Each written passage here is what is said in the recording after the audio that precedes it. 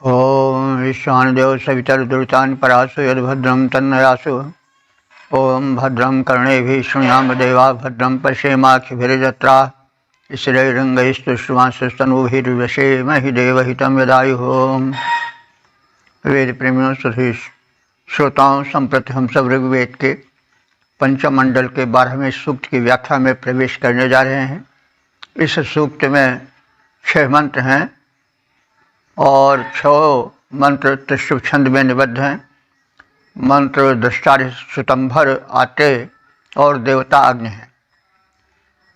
इस सूक्त के प्रथम मंत्र का शीर्षक है समर्थ अग्निदेव।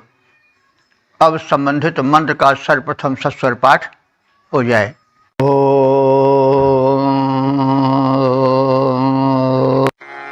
प्राज्ञजे बृहते जज्ञजाजरथस्य पृष्ठे असुराजमन्मा घृतन्न यज्ञ आस्ये एषपोतं गिरं भरे वृषभ। अग्निदेव की महत्ता का कथन है। पश्चात प्रार्थनाओं को सुनकर उसे स्वीकार करने की कामना है। तो जैसा हम लोग कहते सुनते आए हैं कि अग्नि परमात्मा के तेजोमय रूप हैं। सर्वत्र हम सबकी रक्षा करते हैं, प्रकाश देते हैं। तन मन में संपूर्ण संसार में व्याप्त होकर के प्राणी जगत का पालन पोषण करते हैं। तो है सब कुछ ईश्वर ही, लेकिन उसके गुणों और रूपों के कारण उसका विभाजन कर दिया गया है। भिन्न भिन्न देव शक्तियों के रूप में, अग्नि के रूप में, वायु के रूप में, सूर्य के रूप में, चंद्र के रूप में और धरा आकाश अनेक रूपों में उसके गुण के अनुसार उनका विभाजन कर दिया गया है। इस प्रकार से एक का अनेक में विभाजन हो गया है एक ही। एकम सद्विप्रा बहुधा वदन्ति प्रसिद्ध ही है, लेकिन गुण के हिसाब से उसका अलग अलग विभाजन कर दिया जाता है। सत्य है भी यही। अब यह मनुष्य की अल्पज्ञता कहिए, संकुचित भावना कहिए कि वे अपने ही देव को सत्य मानते हैं। कोई भी एक शरीर है, मान लीजिए, शरीर की किसी अंग की, मुख की, वाणी की, नेत्र की हम प्रशंसा करते हैं अलग अलग, तो उस व्यक्ति की ही प्रशंसा होती है। उसके गुणों की प्रशंसा करते हैं तो भी उसी की प्रशंसा है। तो ऐसे एक ही तत्व है, एक तत्व से सब जग उपजा, कौन भला को मंदा। तो यही दृष्टिकोण होना चाहिए। प्रारंभ में जो पूजा पद्धति थी वो परमात्मा की प्रकृति में बिखरी हुई शक्तियाँ जो अग्नि के रूप में है, पृथ्वी के रूप में है, सूर्य के रूप में है, चंद्र के रूप में है, जल के रूप में है, वायु के रूप में है, उन्हीं की स्तुति की जाती थी। वो प्रत्यक्ष दृश्यमान शक्तियाँ हैं परमात्मा की। बाद में क्रिया प्रतिक्रिया स्वरूप कुछ मनुष्य की प्रवृत्ति होती है, कुछ नया देखने की, नया कहने सुनने की। विभिन्न धर्म विकसित हुए, विभिन्न प्रकार से पूजा पद्धतियाँ चली, अलग अलग धर्म के बंटवारे हो गए, मंदिर मस्जिद गुरुद्वारे बन गए, लेकिन है सब एक ही। और कहा भी गया है कि सर्वदेव नमस्कारो केशवम प्रतिगच्छति। नमन किसी को करो, सब उस केशव माने परमात्मा को ही प्राप्त होता है। क्योंकि सब वही तो है। तो ये यहाँ पर अग्नि की प्रार्थना की जा रही है। किसी देवता की प्रार्थना की जाए तो समझ लिए कि उस परम पुरुष परमात्मा की ही प्रार्थना है। तो इसी दृष्टिकोण से हम वैदिक अर्थ में प्रवेश की चेष्टा करें। जब हम वेद के ऋषियों के दृष्टिकोण को जान लेंगे, उनकी उपासना पद्धति को जान लेंगे, सत्य से परिचित हो जाएंगे, तो हमें कुछ समझने को बाकी नहीं रहेगा। तो इसलिए सबको परमात्मा समझ के सिया राम में सब जग जानी, करो प्रणाम जोर जुग पानी। अंत में सब एक ही बात पर आते हैं कि बस वही एक तत्व है। फिर भी मानव स्वभाव है अलग अलग करके किसी वस्तु को समझने की चेष्टा करना।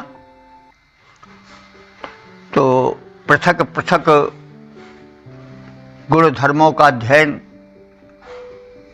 यह मानव स्वभाव है, लेकिन मूल को समझना चाहिए, यह तात्पर्य कहने का।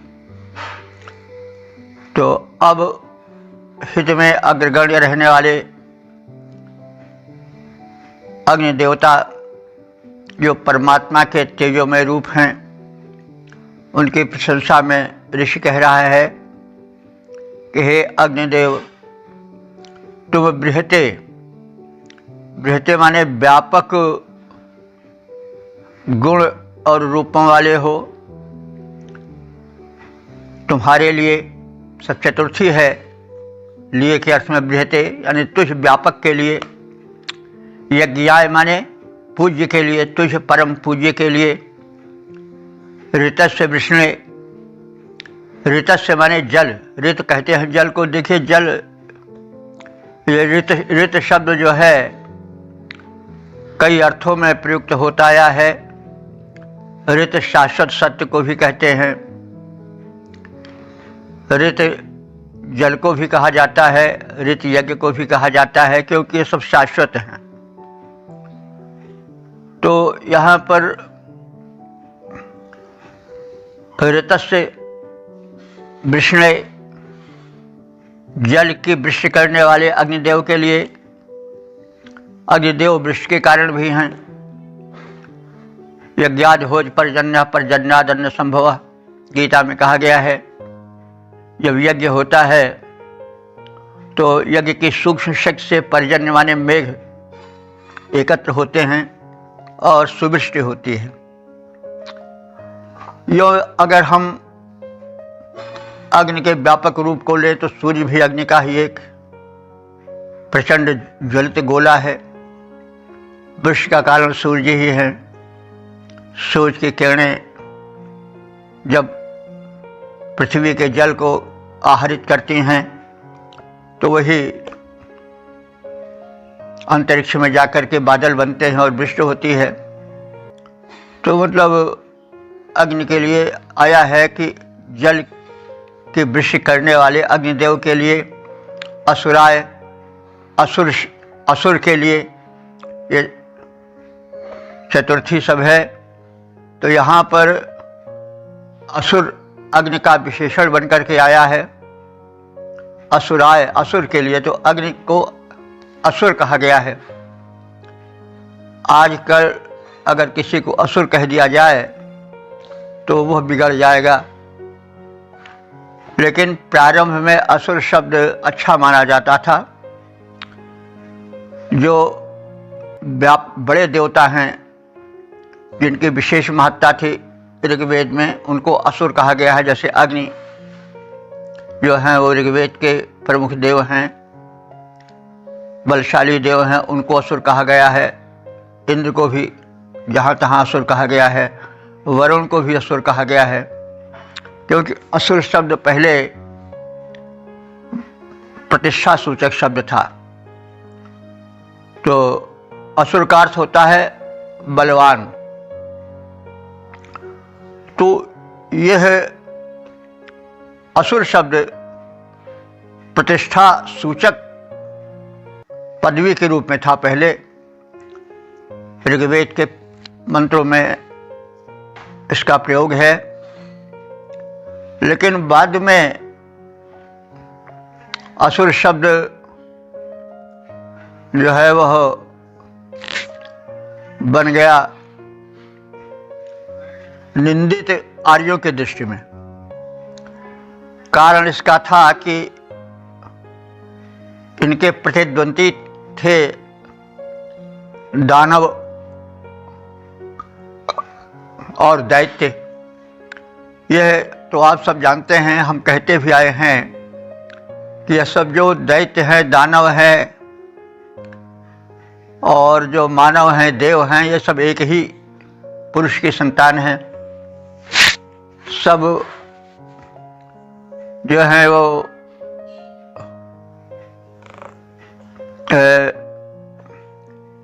एक पिता की ही संतान है और माताएं भिन्न भिन्न थीं, पिता एक थे और उन्हीं से विकसित हुए। किंतु संस्कृति भेद से, यानी विचारधारा में भेदभाव आने से, भिन्नता आने से एक दूसरे के प्रतिद्वंदी और विरोधी बन गए। तो जब विरोध हो जाता है, संस्कृतियां या विचारधाराएं बंट जाती हैं, तो परस्पर विरोधी स्वर निकलने लगते हैं। आज भी है, आगे पहले भी था, आगे भी रहेगा। देश की सेवा करने के लिए सभी पार्टियां खड़ी होती हैं, सबका उद्देश्य है कि हम देश की सेवा कर रहे हैं, लेकिन जब उनका दल बन गया तो वे एक दूसरे की कमी निकालने, एक दूसरे को नीचा दिखाने की चेष्टा करते हैं आज भी। तो है सब एक ही की संतान है, किंतु मत वैभिन्न के कारण विचारधाराओं में भेद हो गया और इस भेदभाव से टकराहट पैदा हुई। तो इसीलिए एक शब्द असुर था। जब देव ने इसे अपनी सम्मान सूचक, प्रतिष्ठा सूचक उपाधि धारण किया, जिसका अर्थ होता था प्राणवान शक्तिशाली। असुर का अर्थ होता है मूल रूप से जो प्राणवान हो, जो शक्तिशाली हो, जो बलवान हो। तो यह बात उनके प्रतिद्वंदी दैत्यों और दानवों को अच्छी नहीं लगी। तो वे कहने लगे कि असुर कहने के अधिकारी हम हैं, तुम नहीं हो, क्योंकि हमसे ज़्यादा तुम बलवान नहीं हो। तो इस पर भी संघर्ष चला होगा।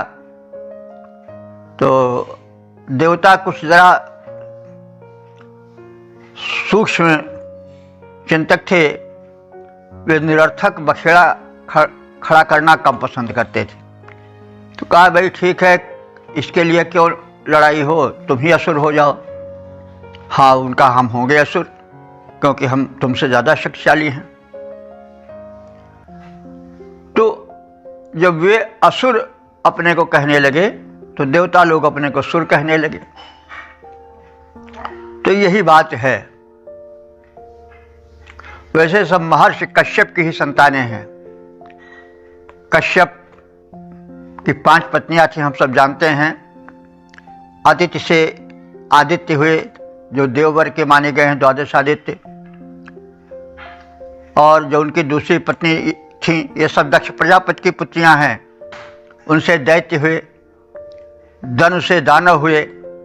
तो दिति के पुत्र और धनु के पुत्र, यानी दैत्य और दानव, ये सब एक विचारधारा के थे। और जो आदित्य के पुत्र थे, वे एक विचारधारा के थे। तो ये जो सुर थे यानी देवता थे, आदित्य के पुत्र थे, ये अलग हो गए और कश्यप की पत्नी दिति और दनु के जो पुत्र थे, दैत्य और दानव, वे एक हो गए। संघर्ष चला, देवासुर संग्राम हुआ, होता रहा, आज भी चल रहा है। तो ये है एक ही पिता की संतानें, सब माताएं भिन्न हैं, लेकिन विचारधारा के कारण दो संस्कृतियों में जो टकराहट हुई, उसके कारण एक दूसरे को वे हीन समझने लगे और पदवी जो थी वो उसके लिए भी संघर्ष हुआ। तो यह बात जैसे हम कह चुके थे, असुर शब्द जो है ये पहले देवताओं की प्रतिष्ठित उपाधि थी, बाद में इसे असुरों ने ग्रहण कर लिया तो सुरों ने उसे छोड़ दिया। तो यह तथ्य है। तो अग्नि जो है वो असुर कहे गए हैं, ये देव वर्ग के सदस्य हैं, माने गए। तो यहाँ पर असुर शब्द उन्हीं के लिए आया है। असुराय माने प्राणवान के लिए, बलवान के लिए। तो अग्नि के विशेषण हैं व्यापक महिमा वाले के लिए, यज्ञाय माने पूज्य के लिए, ऋतस्य वृष्ण जल की वृष्टि कराने वाले के लिए, असुराय शक्ति संपन्न के लिए, वृषभाय माने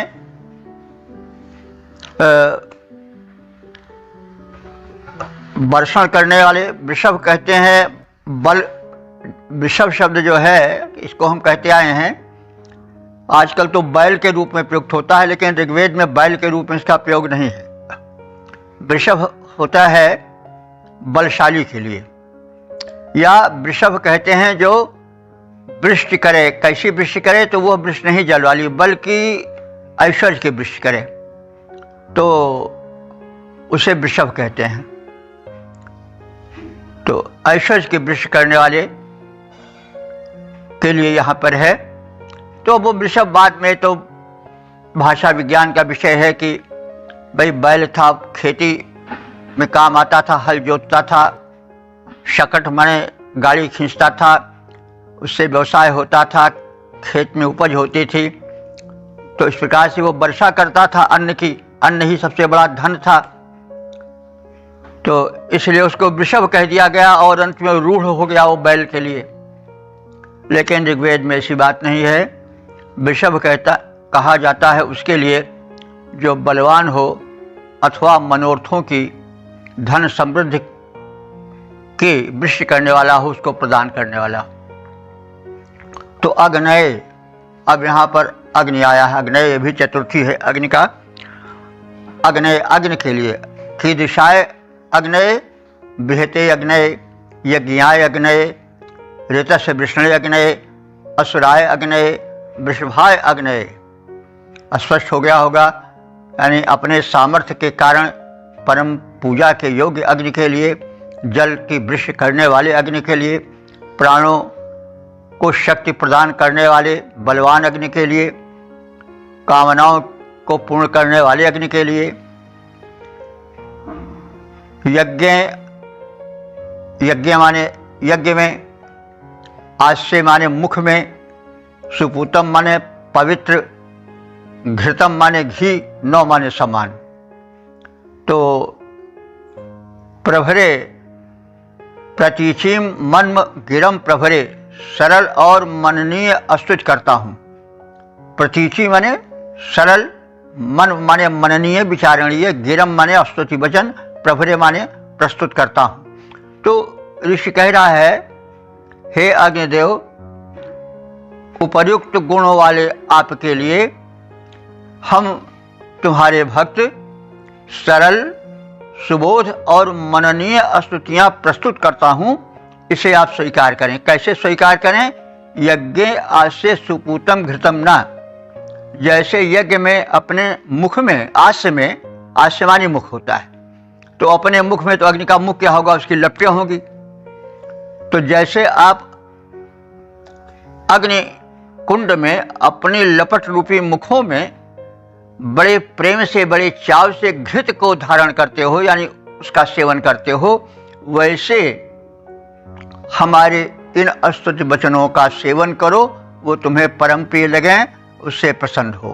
अस्पष्ट हो गया होगा अर्थ कि जैसे यज्ञ में आस्यमान्य मुख, जैसे यज्ञ में अपने लपट रूपी मुख में तुम बड़े चाव से सुपूतम माने सुंदर पवित्र घृत को धारण करते हो और प्रसन्न होते हो, वैसे हमारी इस स्तुति को भी धारण करो, ग्रहण करो और प्रसन्न हो, ऐसी प्रार्थना है। तो ये अग्निदेव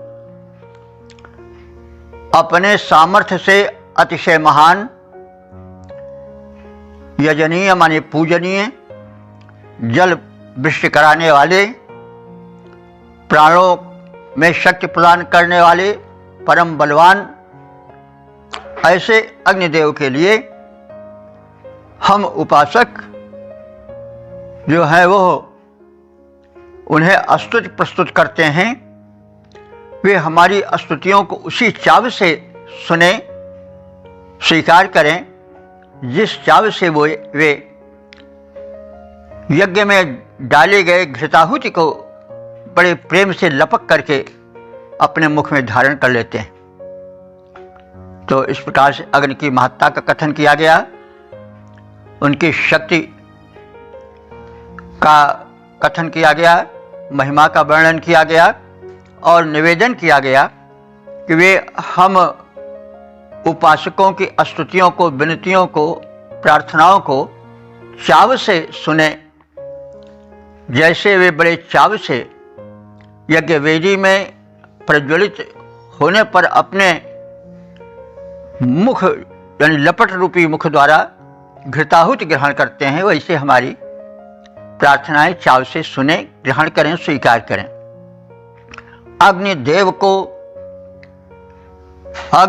को निज बल ही अतिशय बलवान बनाता है। अग्निदेव को निज बल ही अतिशय बलवान बनाता है। जल बरसाता, यज्ञ कराता, प्राणों में शक्ति बढ़ाता है। करता अभीष्ट का दान, अग्निदेवता परम है शक्तिमान। स्तुतियां हम सबकी उनको रुचिकर हों, घृत आहुति समान। ओम वेद प्रेमियों, सुधी श्रोताओं, संप्रति हम सब ऋग्वेद के पंचम मंडल के 12वें सूक्त के दूसरे मंत्र की व्याख्या में प्रवेश करने जा रहे हैं। मंत्र दृष्टा ऋषि सुतंभर आत्रेय, छंद त्रिष्टुप, देवता अग्नि है, शीर्षक है निश्चल जीवन बिताने का कथन। अब संबंधित मंत्र का सर्वप्रथम सस्वर पाठ हो जाए।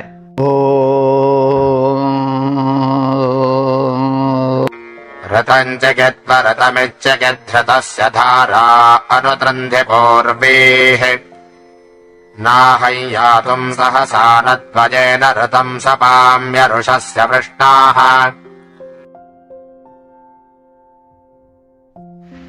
इस दूसरे मंत्र में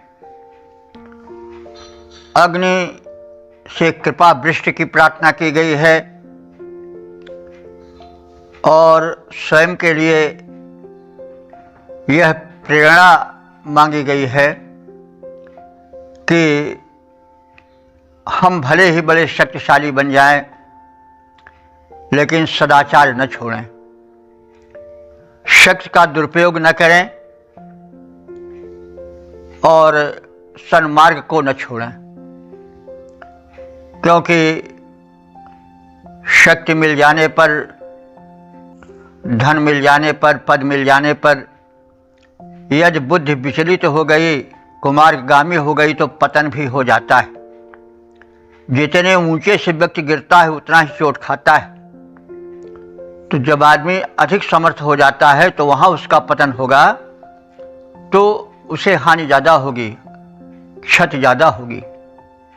इसलिए जो भक्त हैं, ज्ञानी हैं, वे भगवान से प्रार्थना करते हैं कि हमें भगवान शक्ति तो दो, धन दो, बल दो, सब कुछ दो, देने में कोई कसर न छोड़ो, लेकिन उसके साथ साथ हमको सन्मति दो, सद्बुद्धि दो।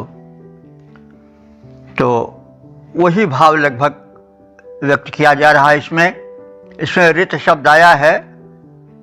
ऋत शब्द के अनेक अर्थ होते हैं और कुछ पढ़ने से प्रतीत होता है मंत्र को कि जरा आलंकारिक चमत्कार भी दिखाने की चेष्टा इस द्वारा की जा रही है, क्योंकि वेद तो सबके मूल स्रोत हैं, साहित्य के भी, अलंकार के भी, छंद के भी, भाव भाषा सबके। तो ऋत शब्द के कई अर्थ होते हैं। ऋत माने यज्ञ भी होता है, ऋत माने शाश्वत सत्य भी होता है, यूनिवर्सल ट्रुथ जिसे कहते हैं, और ऋत माने यज्ञ भी होता है, ऋत माने जल भी होता है। तो इन सब का ऋत का कई अर्थों में इसमें प्रयोग दिखाया गया है। ऋत माने भाव भरा स्तोत्र भी माना गया है। तो हे अग्निदेव,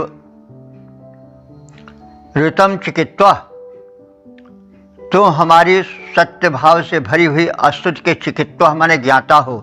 कित धातु है, कित माने होता है ज्ञान, और चिकित्वा माने ज्ञानवान।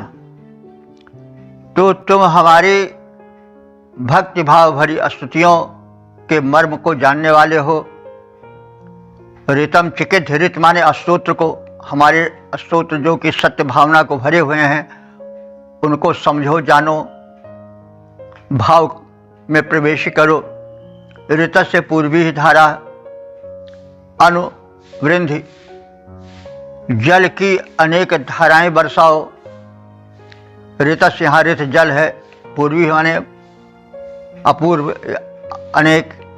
आप कृपा वृष्टि करो, जल की धाराएं बरसाओ।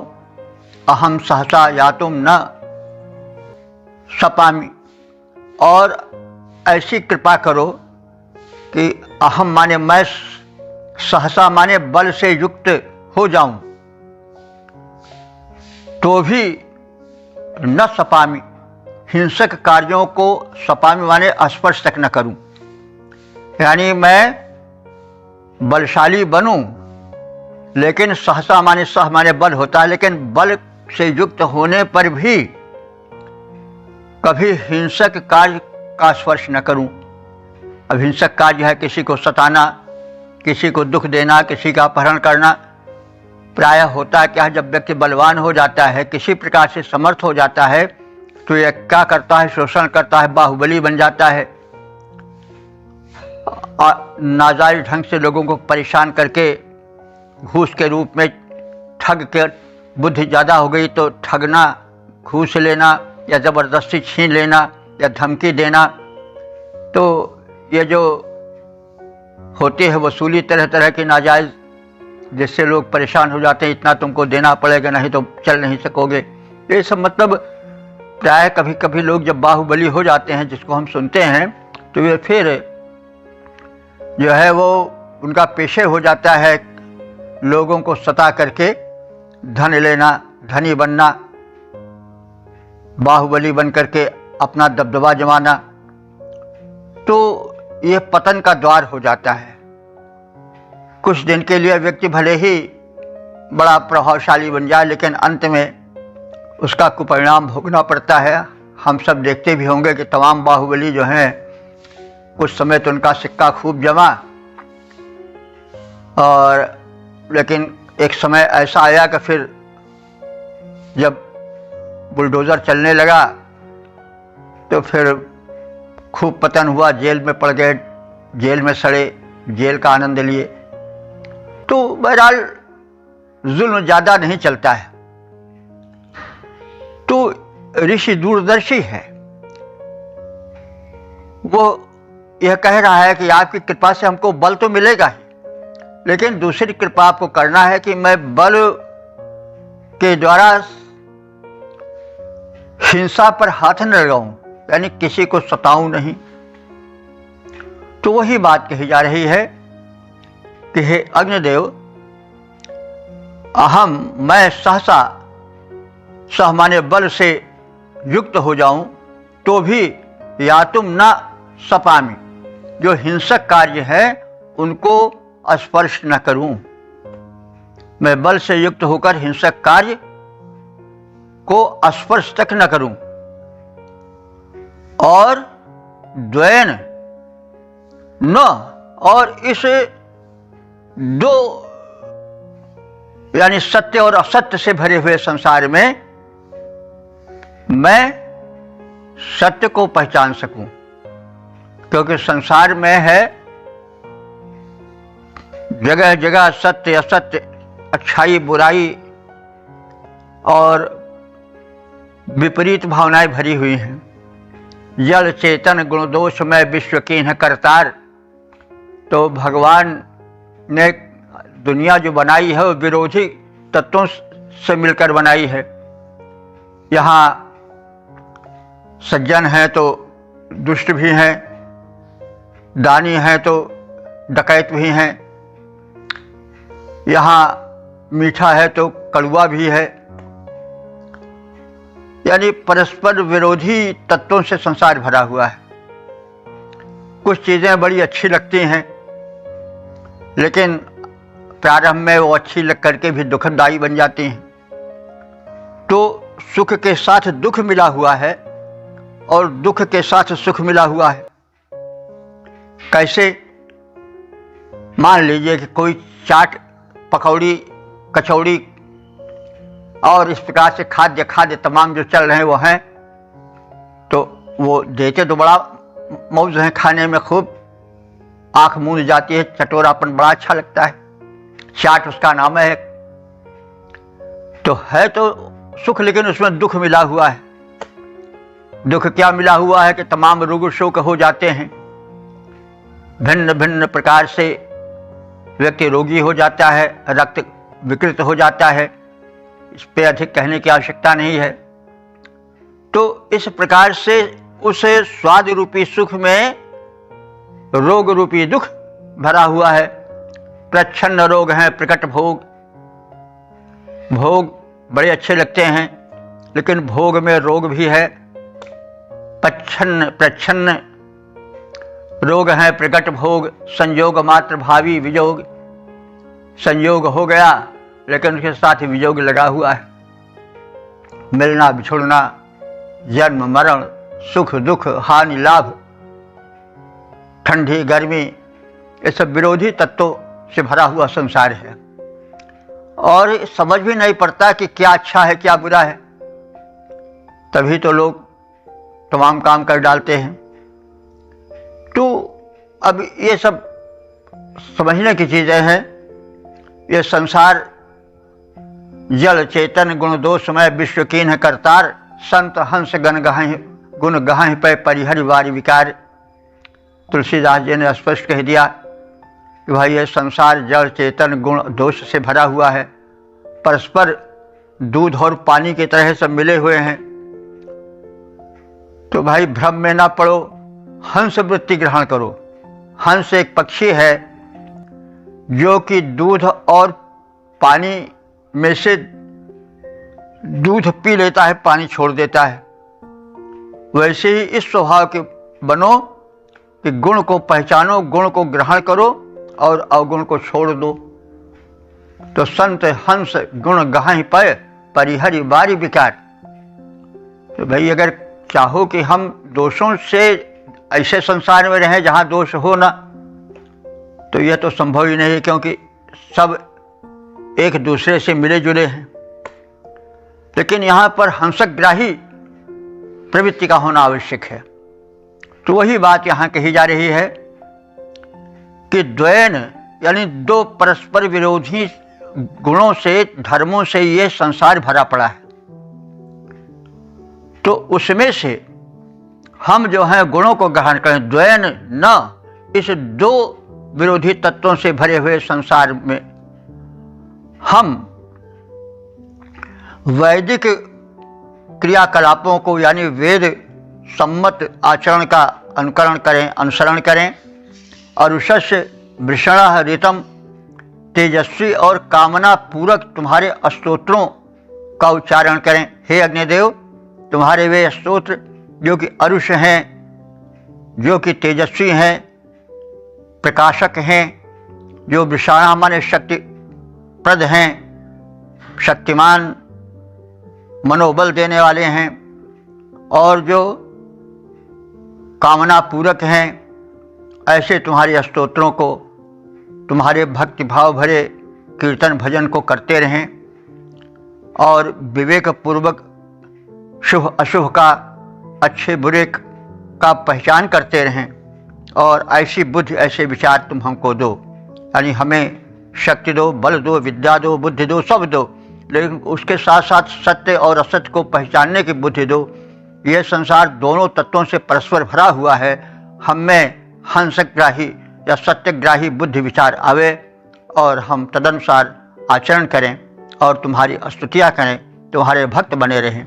तो अग्निदेव को संबोधित किया जा रहा है, लेकिन आप जिस किसी भी देवता के अनुयायी हों, सब एक ही रूप हैं। आप इन भावों को रख करके उसकी प्रार्थना करें और आत्मबल मांगें।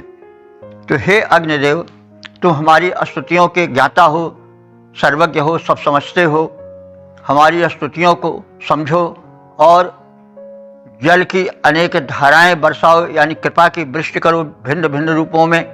बल से युक्त होने पर भी हम हिंसा न करें और छल कपट के कार्य से बहुत दूर रहें और तुम्हारी स्तुति करते रहें, तुम्हारी भक्ति भावना से भरे जीवन को बिताएं, यही मेरी प्रार्थना है। हे अग्निदेव, तुम हम सब की स्तुति के ज्ञाता, दो स्तुति पर ध्यान हमारे भाग्य विधाता बने बली, बने बली पर हिंसक कुत्सित कर्मों को न करें, अपितु तुम्हारी स्तुतियां कर अपना हृदय भरें। ओम। वेद प्रेमियों, सुधीर श्रोताओं, संप्रति हम सब ऋग्वेद के पंचम मंडल के 12वें सूक्त के तीसरे मंत्र की व्याख्या में प्रवेश करने जा रहे हैं। मंत्र दर्शाय सुतंभर आते, छंद त्रिष्टुप देवता अग्नि है, शीर्षक है महान अग्निदेव। अब संबंधित मंत्र का सर्वप्रथम सस्वर पाठ हो जाए।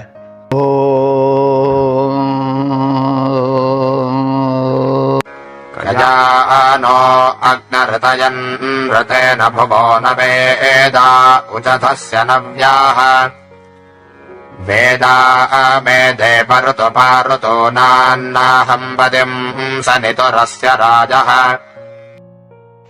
इस तीसरे मंत्र में एक समर्पण भाव है और परमात्मा के तेजोमय रूप अग्निदेव से प्रार्थना की गई है कि आपकी शक्ति अपार है, मेरी शक्ति सीमित है, आपकी दृष्टि अपार है, मेरी दृष्टि बहुत थोड़ा देख पाने वाली है। मैं यदि भटक जाऊं तो मुझे संभालना और हमें सतपथ दिखाना। हे प्रकाशक देव, अग्ने ऋतयन कया ऋतेन, तुम सत्याचारी हो, माने सत्य आचरणशील हो, सत्य के तत्व को समझते हो, किंतु मैं क्या सत्य है क्या असत्य है इसे नहीं समझ पाता हूं। मैं अल्पज्ञ हूं, तुम सर्वज्ञ हो। नः नव्यः उचथस्य न वेदाः भुवः, हमारे लिए नवीन स्तोत्र को जानने वाले, हमारे नवीन स्तुतियों के रहस्य को समझने वाले, तुम उसको समझो। मैं उसको विधिवत नहीं समझ पा रहा हूं, ऋतु नाम ऋतुवाह, हे देव तुम सत्य के भी सत्य हो और सत्य के संरक्षक हो, तुम दिव्य गुण युक्त हो, तुम मुझ अल्पज्ञ को पहचानो। अहम सनितु अस्य राया पतिम न, मैं विभाग करने वाले इस धन के स्वामी को नहीं जानता हूँ। विभाग करने वाले धन का स्वामी का मतलब क्या हुआ कि धन के भिन्न भिन्न स्थल हैं, धन के भिन्न भिन्न विभाग हैं और किस विभाग से कल्याण हो सकता है इसको मैं ठीक से नहीं समझ सकता हूँ। यानी धन तरह तरह के हैं, द्रव्य धन है, विद्या धन है, बुद्धि धन है और पद धन है, स्वास्थ्य धन है, न जाने कितने धन हैं। जो धन्य कर दे वही धन है, जिससे मनुष्य एक अपनी धाक जमा पाता है या एक अपना अस्तित्व जमा पाता है, वो धन ही के कारण होता है। तो धन के विभिन्न भेद हैं, किस भेद से मेरा कल्याण संभव है इसको तुम ही जानते हो, तो हमें वैसा धन प्रदान करो जिससे हमारा जीवन धन्य हो जाए।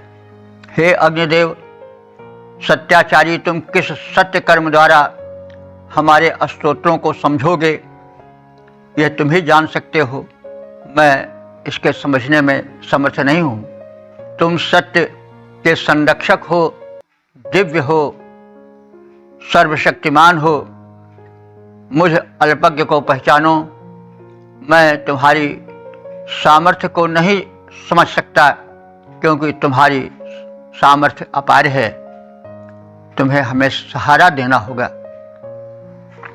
अग्निदेव सत्याचारी, समझो स्तोत्र हमारा, तुम सत्य के संरक्षक, तुमको ज्ञात सत्य है सारा, दिव्य शक्ति युत देव, जानते सकल शक्ति संभार। मैं न जान पाया, मैं न जान पाता तुमको, है तेरी शक्ति अपार।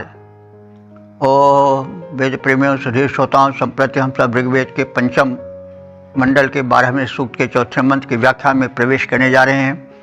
मंत्र दृष्टा ऋषि सुतंभर आत्रेय, छंद त्रिष्टुप देवता अग्नि है, शीर्षक है रहस्य ज्ञाता समर्थ अग्नि। अब संबंधित मंत्र का सर्वप्रथम सस्वर पाठ हो जाए।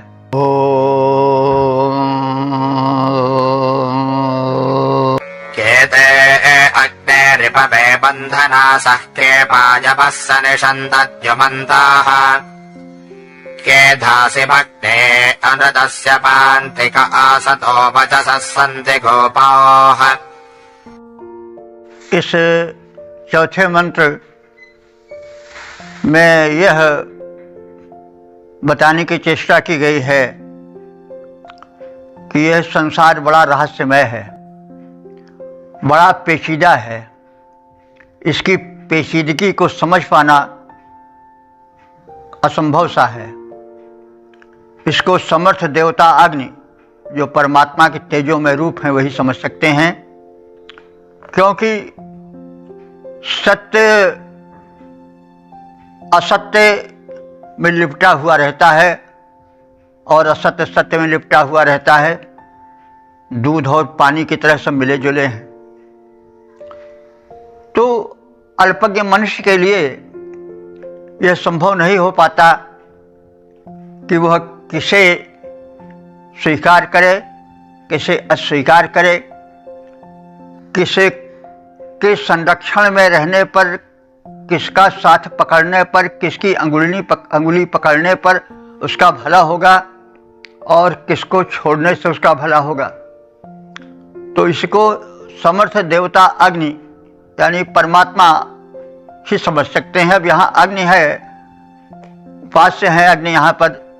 अब अपने अपने हिसाब से हम किसी भी देवता से जोड़ सकते हैं। यानी जो परम शक्ति है वही इस रहस्यमयी उलझे हुए संसार के रहस्य को जान सकता है।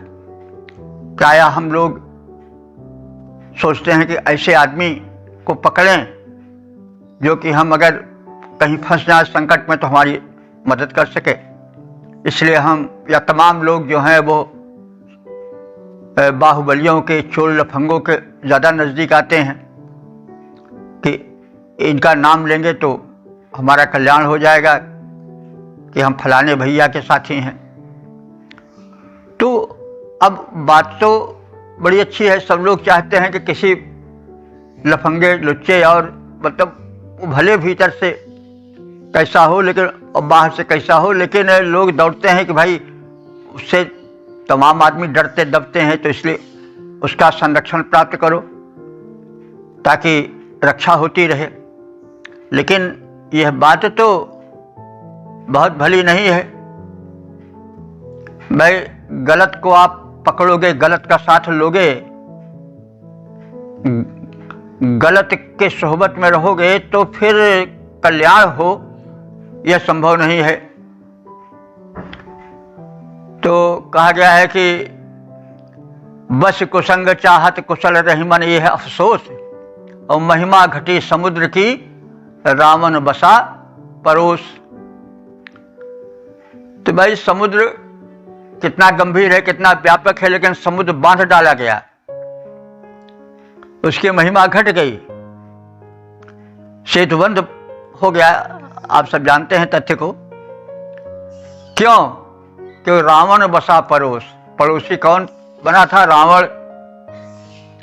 रावण दुष्ट था, दूसरे की स्त्री हरण कर लेना, दूसरे पर दबदबा जमा करके उसको विनष्ट कर देना। तो वो दुष्ट या पाप का या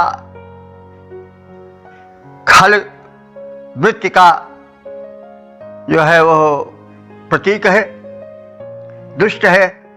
तो उसके पड़ोस में समुद्र पड़ा, लंका के पास उसके चारों ओर समुद्र है।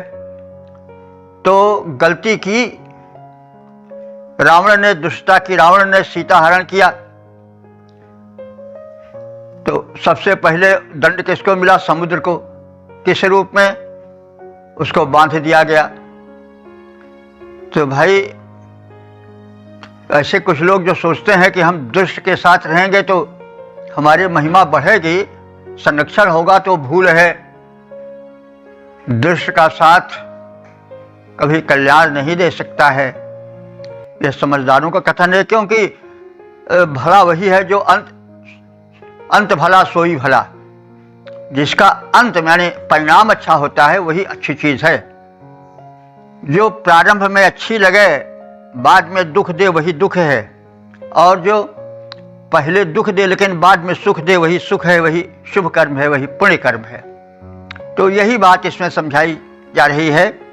तो मंत्र के भाव जरा कुछ घुमावदार हैं, इसलिए उसके लिए ये भूमिका प्रस्तुत की गई है कि यह संसार, वही बात कही जा रही है कि यह संसार जड़ चेतन गुणदोष में सबसे भरा हुआ है, और किस रास्ते को हम पकड़ें कि हम अपने मंजिल पर, सही मंजिल पर पहुंचे, इसके लिए यह ज्ञान आवश्यक है।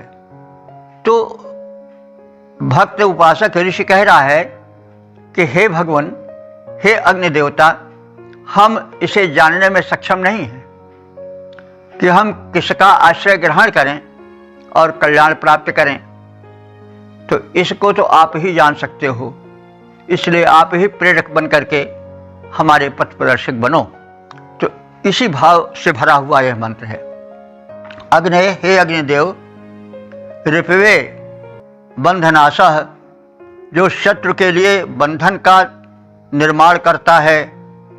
ते के, ऐसे कौन लोग हैं भला?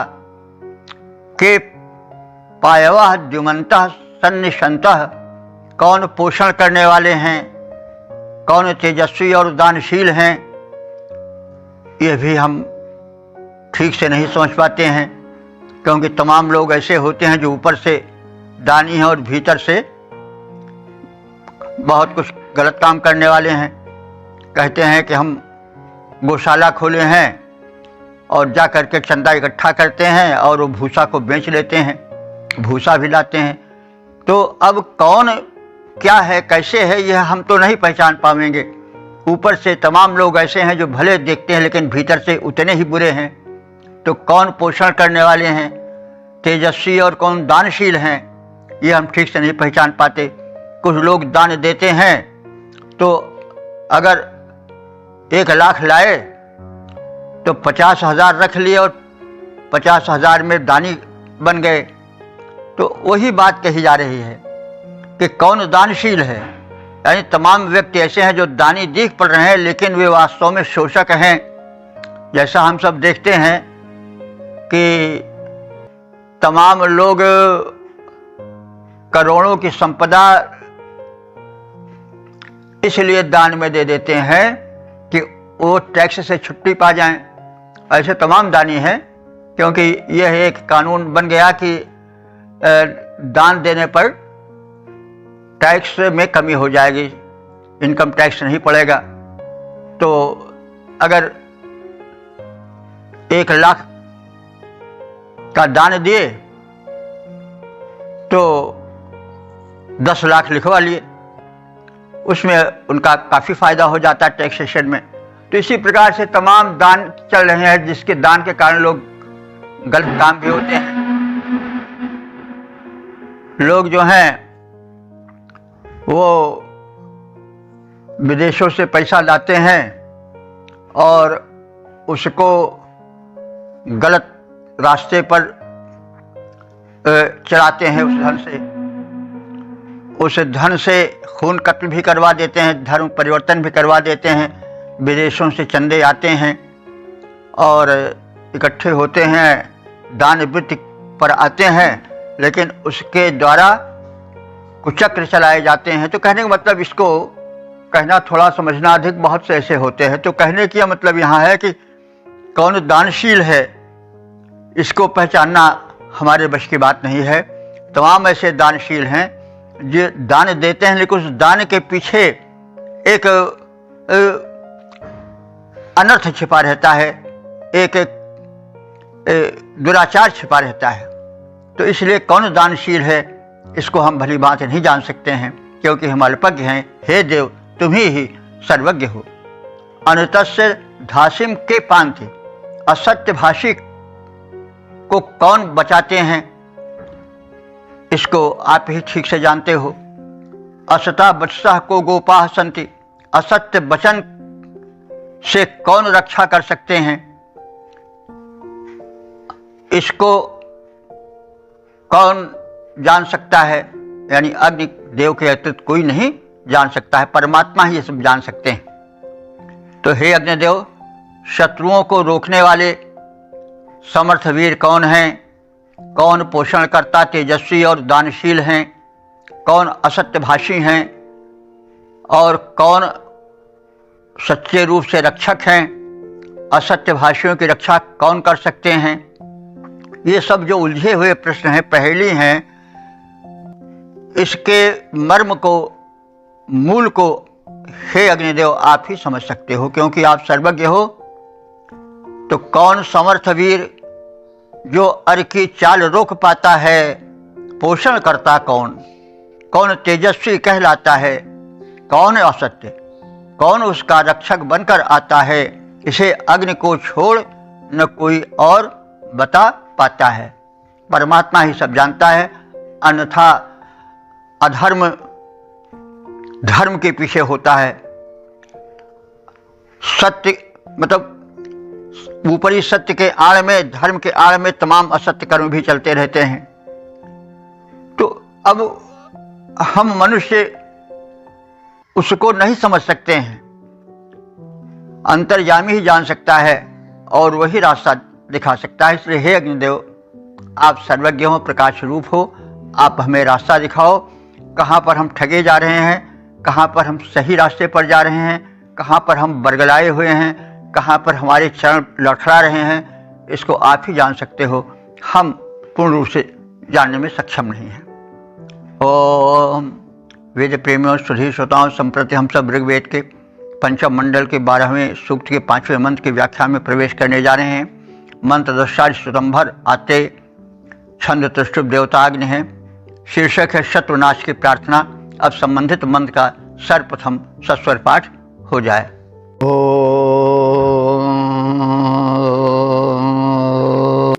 सखा वाजस्ते विषुणा अग्न एते शिवासः सन्तो अशिवा अभूवन् अधोर्षतस्मजपेते वचोभिरनुजोजते वृजिना निब्रुवन्ताः।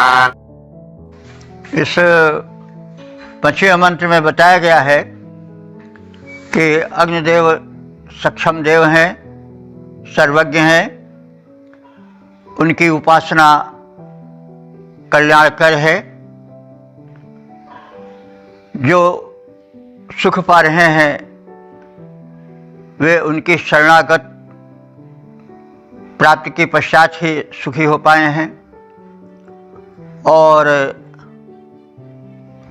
वे ही समर्थ हैं कि दुष्टों से रक्षा कर सकें। तो अग्ने हे अग्नि देवता विष्णुनाः ते सखाया एते। विष्णुनाः माने जो व्यापक हैं, सर्वत्र फैले हुए हैं। ते सखाया वे तुम्हारे भक्त मित्र। एते अशिवाः सन्तः पहले वे अशिव थे, यानी शुभ कर्म नहीं करने वाले थे, लेकिन बाद में जब तुम्हारे शरणागत हुए तो ये शुभकर्मी हो गए और सुख के भागी बन गए। कहा गया नहीं, तमाम लोग जो पहले पाप करते थे भगवान के शरण में आए तो सन्मुख हुए जीव वही जब वहीं कोटि जन्म नाशों तब ही। तुलसीदास जी का कहना है राम इस समय वही, यानी रामायण में राम ही अग्नि रूप में हैं, वेद में अग्नि ही उस स्थान पर हैं, अन्य अन्य ग्रंथों में कहीं राम कहीं कृष्ण कहीं नाम से अलग हो करके हैं, तो वही एक ही तत्व सब है। तो जब कोई शरणागत होता है तो सकृत प्रणाम किए अपनाए, तो राम का कोई एक बार जो प्रणाम कर देता है कि मैं आपका हूँ, शक्रदेव प्रपन्ना ये तवास्मी जयास्ते अभिहंसर भूतेभ्यो ददाम इतस व्रतम मम। एक बार जो यह कह देता है कि मैं तुम्हारा हूँ, तो उसके सारे पापों को त्रुटियों को क्षमा करके भगवान उसे अपना लेते हैं। तो शक्रदेव प्रपन्नाय, एक बार ही जो प्रपन्न माने शरणागत हो जाता है और कहता है तवास्मी मैं तुम्हारा ही हूँ, तो वो सारे पापों से मुक्त हो जाता है। वैसे सकृत प्रणाम किए अपनाए, तुलसीदास जी ने लिखा है एक बार तमाम ऐसे दुष्ट थे कि एक ही बार प्रणाम किया और भगवान ने उनको अपना लिया। तो भगवत शरणागत आवश्यक है और उस परम शक्तिमान जो परम क्षमा रूप है, अगर सच्चे दिल से कोई कह देता है कि मैं तुम्हारा हूँ, तो उसको वे अपना लेते हैं और सब कुछ भूल जाते हैं। बस यही भक्त भावना इसमें भी है। कहने का मतलब है वेद तो वेदो खिलो धर्म मूलम, जितने धर्म हैं जितने विचारधाराएं सबका मूल वेद है। तो भाव तो एक ही हैं, बाद में वो समय के हिसाब से, भाव भाषा के हिसाब से, देवता के हिसाब से वो परिवर्तित से दिखाई पड़ सकते हैं, लेकिन मूल भाव तो वही है, शरणागति वही है। आपका हूँ, आप हमारी रक्षा करो, आपने बहुतों की रक्षा किया है। यही बात आज से अंत तक कही जा रही, आगे भी कही जाएगी। देवता कोई भी हो, समर्पण भाव होता है तो भाव एक से ही जगते हैं। मैं आपका हूँ, मैं मौसम दीन दीन है तुम समान रघुवीर, अस विचार रख वंश मन हरो विषम भवपीर। मतलब शरणागत व्यक्ति होता है और कहता मैं तुम्हारा हूँ और अब कहाँ जाऊँ, तुम्हें ही रक्षा करनी पड़ेगी। तो इस प्रकार से वही भाव है, वेद के ही भाव चारों ओर हस्तांतरित हुए हैं। तो अग्ने हे अग्निदेव विष्णुना ते सखाया हेते, तमाम ऐसे विष्णु माने व्यापक तुम्हारे मित्र भाव से या तुम्हारे शरणागत हुए मैत्री संबंध से युक्त भक्त हैं, जो कि अशिवा संता, पहले अशिव थे माने अकल्याणकारी थे, दुष्ट थे, दीन थे, असहाय थे। वे बहुत रूप में फैले हुए हैं, यानी बहुसंख्यक हैं, लेकिन शिवासः अभुवन, वे शिवासः माने कल्याणकारी बन गए, मतलब सौभाग्यशाली बन गए, पवित्र बन गए, क्योंकि वे तुम्हारी शरणागत, तुम्हारी शरण में आ गए, तुम्हारी उपासना में संलग्न हो गए। यानी अग्निदेव की उपासना जो है वो पापी व्यक्ति के पाप को नष्ट कर देती है और उसे अपना बना लेती है, वो धन्य हो जाता है। वही बात भिन्न भिन्न धर्मों में भिन्न भिन्न रूप में प्रपन्न कहते हैं शरण में जाने को। तो प्रपन्नाचार्य या प्रपन्न होना, शरणागत होना, ये भी भक्ति का एक लक्षण है। लेकिन सही भाव से शरणागत होना, सही भाव से व्यक्ति शरणागत हो जाता है छल कपट रहित होकर के, तो सारे उसके पाप नष्ट हो जाते हैं। वही भावना यहाँ भी लगभग व्यक्त हो रही है कि हे अग्निदेव, तुम्हारे जो इस समय व्यापक रूप से फैले हुए भक्त हैं वो पहले जैसे अब हैं वैसे नहीं थे। वे पहले जो थे वे विपन्न थे, भटके हुए थे, लेकिन अब वे शिवासा माने कल्याण से, मंगल से युक्त हो गए हैं, सतपथ पर आ गए हैं, सौभाग्यशाली बन गए हैं। ऋजुयते बचो भी ब्रजनानि ब्रुवन्तः, अब हम सरल आचरण करते हैं और आपके शरणागत होकर के अब हम ऋजुयते, ऋजु कहते हैं सरल को, ऋजुयते माने सरल आचरण करना, सीधी सादी जिंदगी व्यतीत करना, भक्ति भरी जिंदगी व्यतीत करना। अब मैं ऋजु हो गया, ऋजुयते यानी जो ऋजु की तरह, यह भी नाम धातु है। ऋज माने सरल होता है, ऋजुयते माने सरल आचरण करने वाला। अब मैं, जैसे तुम्हारे अनेक भक्त पहले बुरे थे, आपके शरण में आने पर भले हो गए, अच्छे बन गए, महान बन गए और उत्तम बन गए, वैसे मैं भी अब तुम्हारे शरणागत हो गया हूँ। ऋजुयते माने सरल हो गया हूँ और सरलता माने निश्चल जीवन बिता रहा हूँ। और मैं निश्चल, बचो भी माने वचनों द्वारा, ब्रजनानि ब्रुवन्तः, ब्रज कहते हैं पाप को, मैंने जो पापाचरण किए हैं उसको निश्चल भाव से आप निवेदित कर रहा हूँ। और अब मैं यह कह रहा हूँ कि जो ब्रजन माने पापी हैं, ब्रजनानि जो पाप करने वाले हैं और जो दुष्ट वचन बोलने वाले हैं, वे स्वयं अधूर्षत, वे अपने आप ही नष्ट हो जाएं। तो तात्पर्य है कि आपकी ये महिमा है कि पहले जो गलत काम करते थे वो आपके शरण में आ गए और धन्य हो गए। ऐसे बहुत से तुम्हारे शरणागत भक्त हैं, मैं भी आपके शरण में आया हूँ, आप हमारे पापों को क्षमा करें। और ऐसे दुष्ट लोग जो कि असत्यभाषी हैं, पाप कर्म करने वाले हैं और जो हमें विचलित करने वाले हैं और जो हमारे शत्रु बन गए हैं, वे अपने ही वचनों से, अपने ही कर्मों से स्वयं नष्ट हो जाएं। हे अग्निदेव, सर्वत्र बिखरे तुम्हारे उपासक मित्र पहले सुखों से वंचित थे, अभागे बने हुए थे, पर जब से तुम्हारी उपासना में लग गए तब से वे सौभाग्यशाली बन गए। हम सरल आचरण करने वाले हैं, आपके शरण में आ गए हैं, आपके कृपा पात्र बन गए हैं।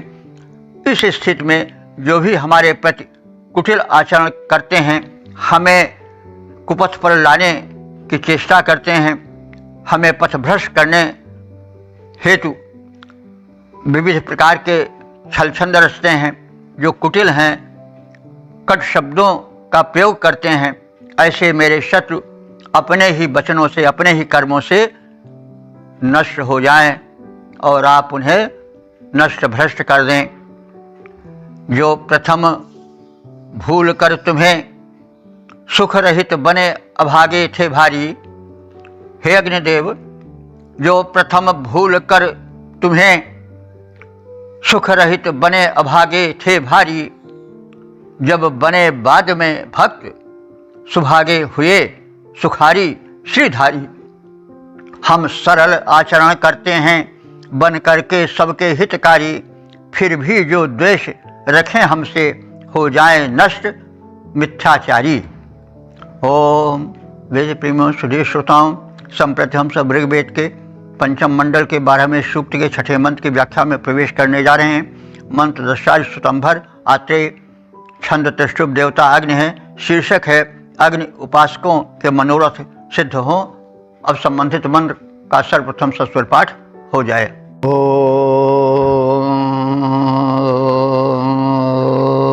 यस्ते अग्ने नमसा जज्ञमेट्टरतं सपाद्यरुषस्य वृष्णाः तस्य क्षजः पृथुरा साधुरे एतु प्रसरस्राडस्य नपुषस्य शेषाः। यह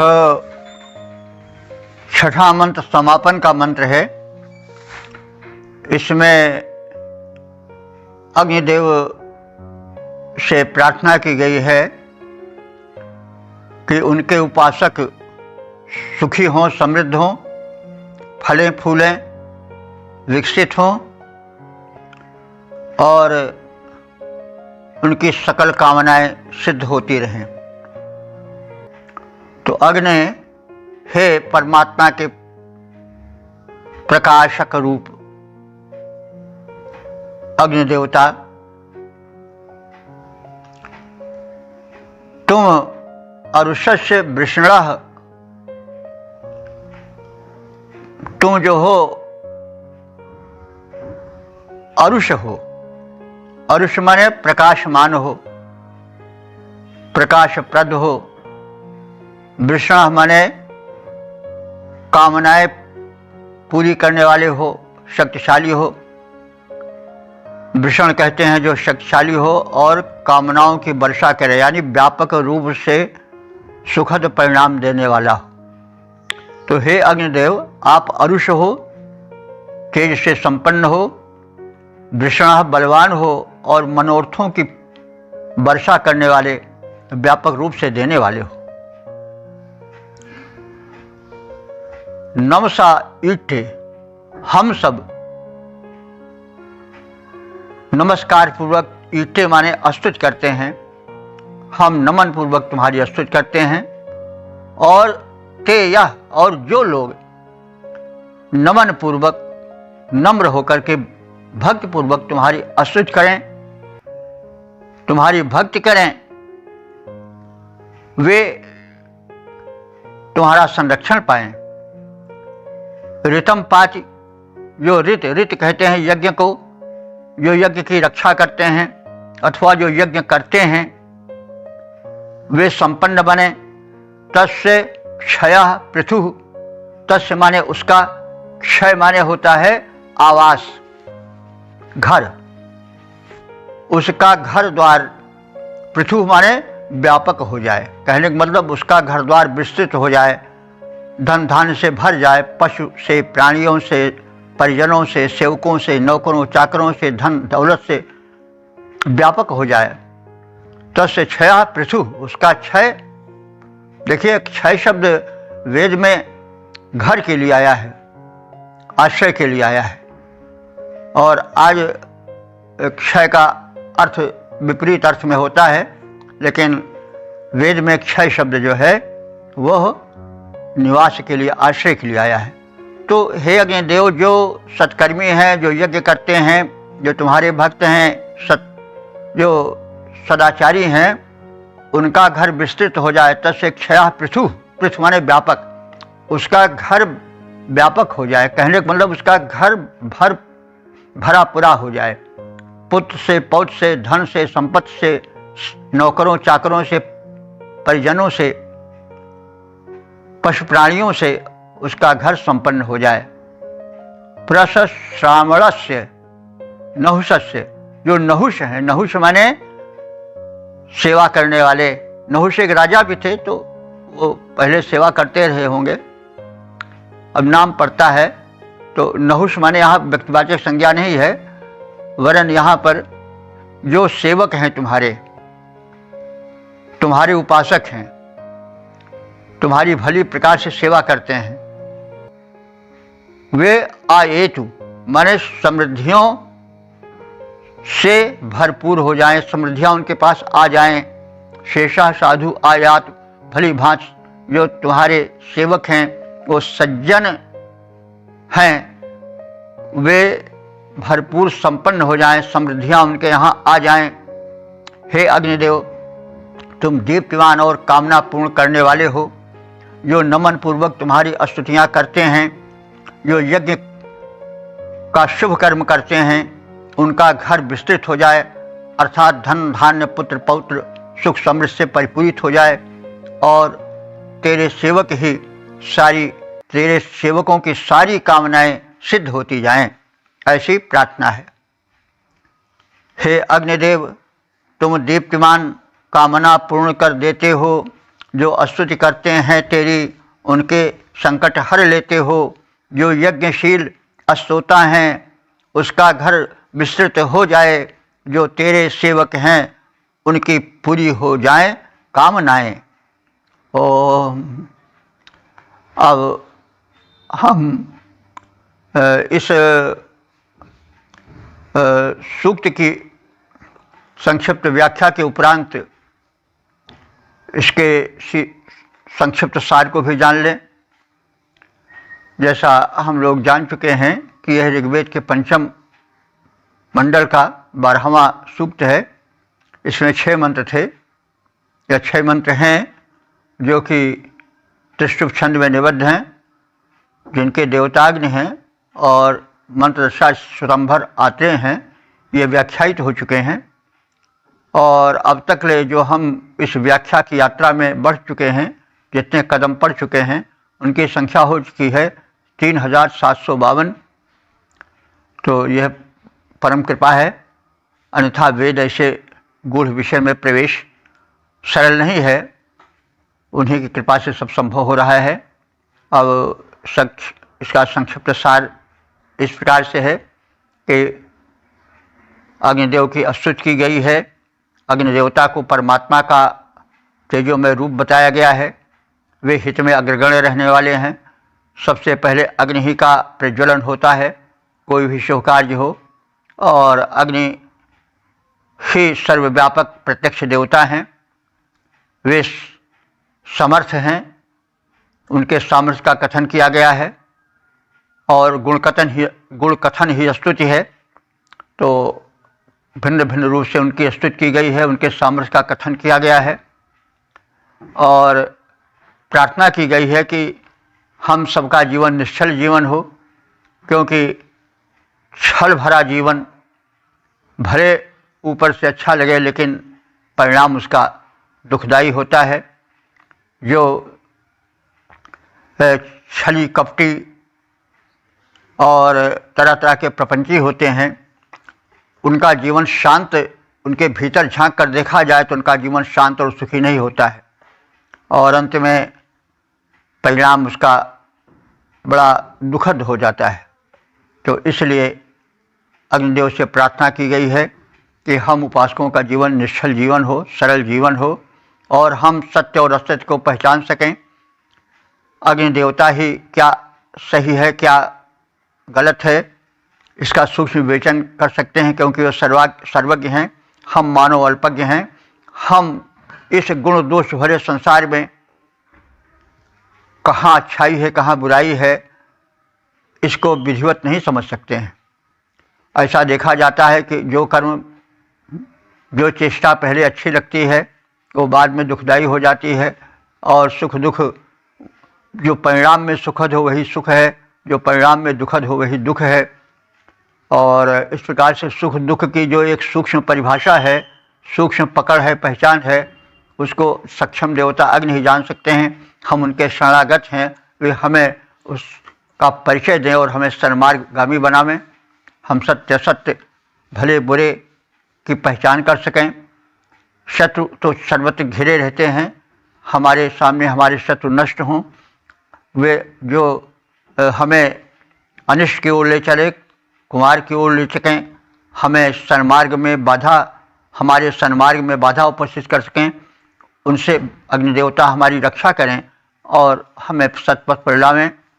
और अंत में प्रार्थना की गई है कि अग्निदेव जो उपासक हैं उनके मनोरथ पूर्ण करें, उनका घर समृद्ध करें, हर प्रकार से संपन्न करें। क्योंकि जब उपासक सच्चे व्यक्ति सुखी रहते हैं, समृद्ध रहते हैं, तो समाज पर उसका अच्छा प्रभाव पड़ता है। कि भाई सत्कर्म करो।